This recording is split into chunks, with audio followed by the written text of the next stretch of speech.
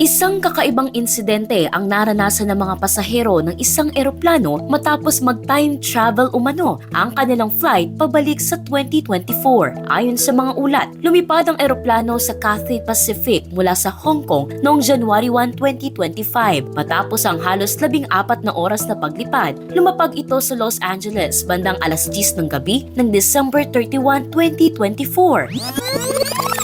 Parang nag-rewind, hindi ba? Ang ganitong kakaibang insidente ay nangyayari tuwing tumatawid ang mga flight sa International Dateline. Bukod sa Flight 880, ang ibang eastbound Trans-Pacific flights ay kilala rin sa ganitong quote-unquote time travel. Pero ano nga ba ang International Dateline? Ayon sa National Geographic, ito ay isang imaginary line mula sa North Pole hanggang South Pole na naghahati sa kanluran at silangang bahagi ng mundo. Ang mga lugar na nasa kanluran ng International Dateline ay nauuna ng isang araw. Kaya naman nagmumukhang naglalakbay pabalik sa nakaraan ang mga flight na dumaraan dito.